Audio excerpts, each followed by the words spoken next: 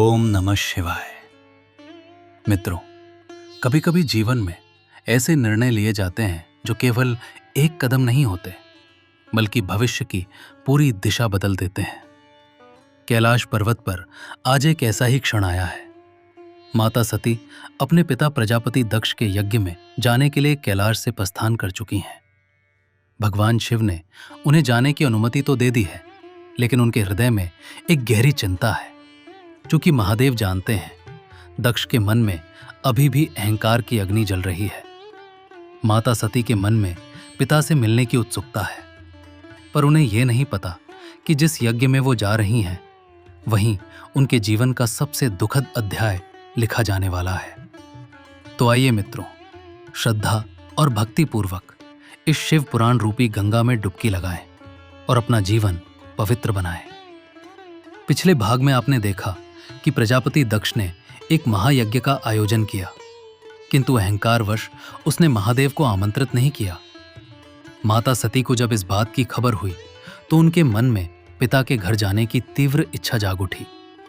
महादेव ने उन्हें समझाया कि जहां आमंत्रण ना हो वहां जाना उचित नहीं, किंतु माता सती ने यज्ञ में जाने का दृढ़ निश्चय किया तो महादेव ने उन्हें अनुमति दे दी। माता सती कैलाश से अपने पिता दक्ष के यज्ञ की ओर प्रस्थान कर चुकी हैं। महादेव ने अपने 60,000 गणों को भी माता सती के साथ भेजा है, जो उत्सव मनाते हुए देवी सती का गुणगान कर रहे थे। शिवगणों ने पूरे मार्ग में भगवान शिव और माता सती के यश का गान किया। यात्रा के दौरान जगदम्बा अत्यंत शोभायमान हो रही थी। उनके जय जयकार से दिशाएं गूंज उठी। ब्रह्मा जी बोले, हे नारद, जब देवी सती अपने पिता दक्ष के यज्ञ स्थल पर पहुंची, वहां देवता, असुर, ऋषि, मुनि, साधु संत सभी मंत्रोच्चारण के साथ आहुतियां डाल रहे थे। यज्ञशाला का वैभव अद्भुत था। भवनों की शोभा और यज्ञ का उल्लास देखने योग्य था। देवी सती नंदी से उतरकर अकेली ही यज्ञशाला के भीतर गईं। उनकी माता और बहनों ने प्रसन्न होकर उनका स्वागत किया और बड़े प्रेम से सत्कार किया, किंतु उनके पिता दक्ष ने उनकी ओर कोई ध्यान नहीं दिया, ना ही उनके आगमन पर प्रसन्नता प्रकट की। दक्ष के भय से अन्य लोग भी देवी सती का सम्मान नहीं कर सके। ये देखकर सती को बहुत आश्चर्य हुआ। फिर भी उन्होंने अपने माता पिता के चरणों में सिर झुकाया। यज्ञशाला में देवी सती ने देवताओं के लिए अलग अलग स्थान देखे, किंतु जब उन्होंने देखा कि उनके पति भगवान शिव का कोई स्थान वहां नहीं था, तो उनका हृदय क्रोध से भर उठा। अपमानित अनुभव कर उन्होंने अपने पिता दक्ष को फटकारते हुए कहा, हे प्रजापति, आपने परम मंगलकारी भगवान शिव को इस यज्ञ में क्यों नहीं बुलाया? जिनकी उपस्थिति मात्र से संपूर्ण सृष्टि पावन हो जाती है, उन शिवजी को आपने यज्ञ से बाहर क्यों रखा? वे ही यज्ञ के अंग हैं, वे ही यज्ञ करता हैं, वे ही यज्ञ के स्वामी हैं। जब सब कुछ उन्हीं से संपन्न होता है, तो उनके बिना ये महायज्ञ सफल कैसे होगा? उनके बिना ये यज्ञ अपवित्र है। आपने भगवान शिव को सामान्य समझकर उनका घोर अनादर किया है। शायद आपकी बुद्धि भ्रष्ट हो चुकी है, तभी आपने ऐसा किया। मुझे ये समझ नहीं आ रहा कि बिना भगवान शिव के यहां ब्रह्मा, विष्णु और समस्त ऋषि मुनि कैसे आ गए। इतना कहकर देवी सती हम सभी देवताओं और ऋषियों को डांटने लगी। क्रोध से भरी देवी जगदम्बा ने अत्यंत तीखे वचनों से सभी को फटकारा। उनकी बातें सुनकर कोई कुछ न कह सका, किंतु उनके पिता दक्ष अत्यंत क्रोधित हो उठे और बोले, हे पुत्री सती, तुम्हारे इन वचनों से क्या लाभ होगा? तुम बिना कारण सबका अपमान कर रही हो। वैसे भी मैंने तुम्हें यहां आने का निमंत्रण नहीं भेजा था, फिर तुम क्यों आ गई? तुम चाहो तो यहां ठहर सकती हो या वापस जा सकती हो, यह तुम्हारी इच्छा है। यहां उपस्थित सभी देवता और ऋषि मुनि जानते हैं कि तुम्हारे पति शिव अमंगलकारी हैं। उन्हें वेदों से बहिष्कृत कर दिया गया है। वे भूत, प्रेत और पिशाचों के स्वामी हैं। वे अजीबोगरीब वेशभूषा में रहते हैं, इसलिए मैंने उन्हें इस महायज्ञ में स्थान नहीं दिया। मैंने ब्रह्मा जी के कहने पर अज्ञानता में तुम्हारा विवाह शिव से कर दिया, किंतु वे इस योग्य नहीं है कि उनसे किसी प्रकार का संबंध जोड़ा जाए। अब जब तुम यहां आ ही गई हो तो जो चाहो करो, किंतु हमारा कोई आग्रह नहीं है।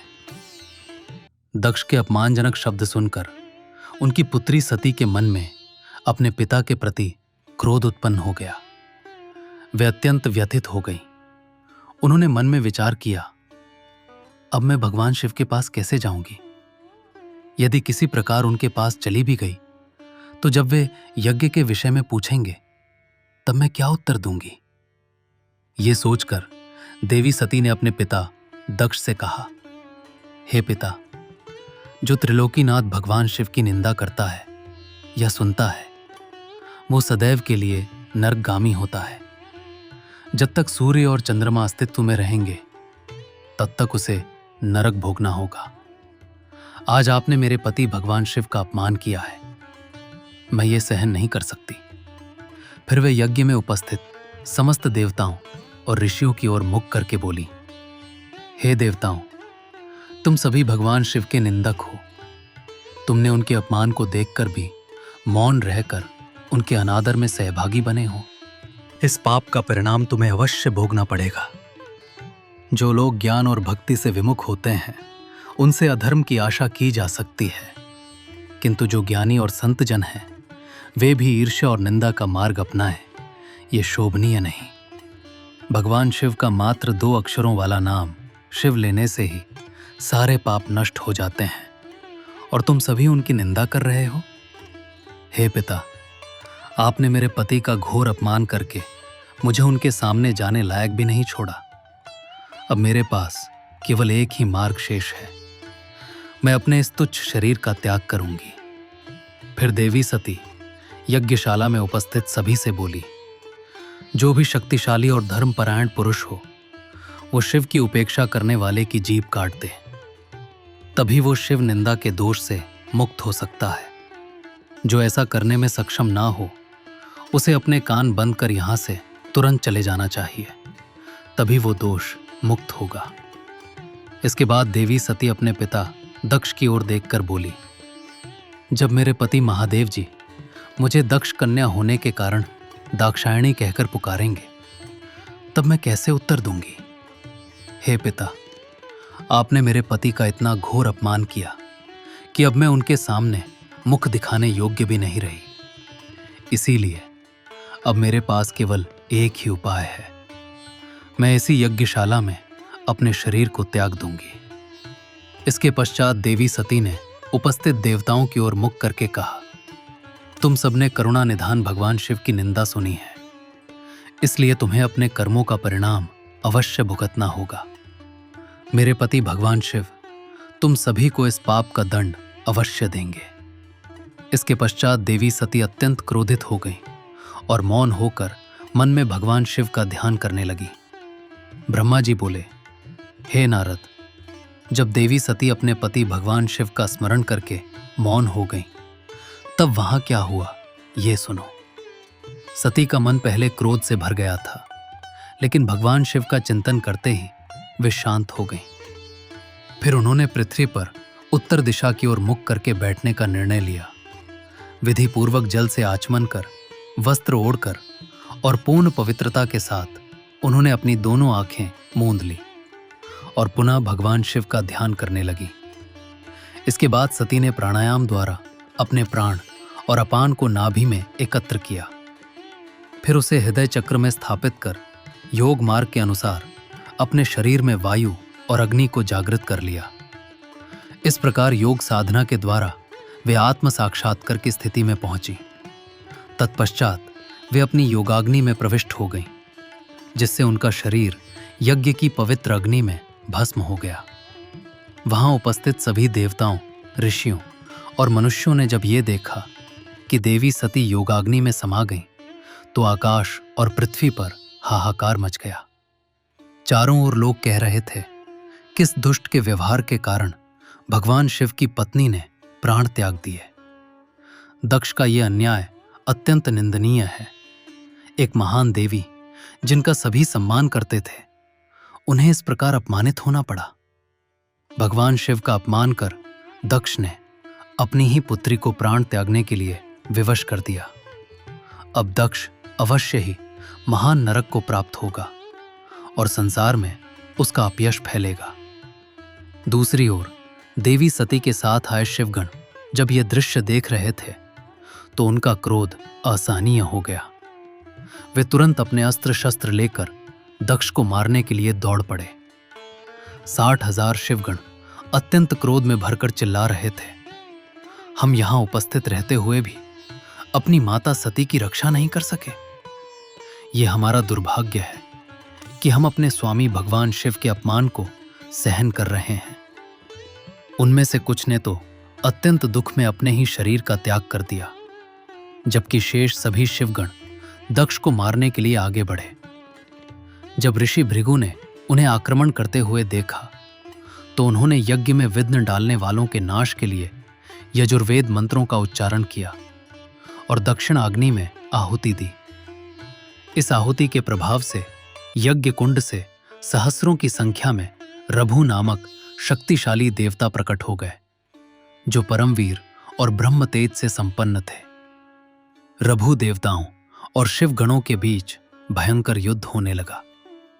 वे देवता अत्यंत तेजस्वी थे और उन्होंने शिव गणों को युद्ध में परास्त कर यज्ञशाला से बाहर खदेड़ दिया। इससे यज्ञ में और अधिक अशांति फैल गई। इस स्थिति को देख देवता और ऋषि मुनि घबरा गए। वे भगवान विष्णु से प्रार्थना करने लगे कि इस महाविनाश को रोकने का उपाय करें। हे नारद, देवी सती का भस्म हो जाना और भगवान शिव के पार्षदों को यज्ञ से बाहर खदेड़े जाने का परिणाम सोचकर सभी देवता और ऋषिगण भयभीत थे। इस प्रकार दक्ष के महायज्ञ में महान उत्पात मच गया था। चारों ओर त्राही त्राही मच रही थी। देवता और ऋषिगण भयभीत होकर सोच रहे थे, इस घटना का भविष्य में क्या परिणाम होगा। ब्रह्मा जी बोले, हे नारद, जब दक्ष के महायज्ञ में महाविनाश मच गया और भय से सभी देवता व ऋषि घबरा गए, तभी आकाश से एक दिव्य वाणी गूंजी, हे मूर्ख दक्ष, तूने बहुत बड़ा अनर्थ कर दिया है। तूने भगवान शिव के परम भक्त महर्षि दधीचि की बात को असत्य मानकर उनका अपमान किया। उन्होंने तुझे शाप देकर यज्ञशाला छोड़ दी, लेकिन फिर भी तूने कुछ नहीं सीखा। तूने अपनी ही पुत्री, जो साक्षात मंगल स्वरूपिणी देवी सती थी, का भी अपमान किया। वो स्वयं तेरे घर आई थी, फिर भी तूने उन्हें सम्मान ना दिया। उनके और भगवान शंकर के पूजन से विमुख होकर तूने घोर पाप किया है। हे दक्ष, तू अपने को ब्रह्मा जी का पुत्र समझकर अभिमान में अंधा हो गया है। तूने उस देवी का अपमान किया है जिनकी आराधना सभी सत्पुरुष करते हैं। वे समस्त पुण्य फल देने वाली तीनों लोकों की जननी, कल्याणकारी और भगवान शिव की अर्धांगिनी है।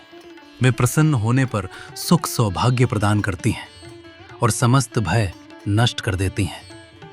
जो उनकी पूजा करता है उसे मनोवांछित फल की प्राप्ति होती है। वे ही पराशक्ति हैं। वे ही कीर्ति, संपत्ति, भोग और मोक्ष देने वाली हैं।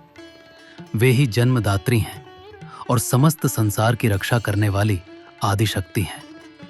वे ही प्रलय काल में संहार करने वाली हैं। वे ही भगवान विष्णु, ब्रह्मा, इंद्र, चंद्र, अग्नि, सूर्यदेव आदि समस्त देवताओं की माता है। वे साक्षात जगदम्बा है, जो भक्तों की रक्षा और दुष्टों का संहार करती हैं।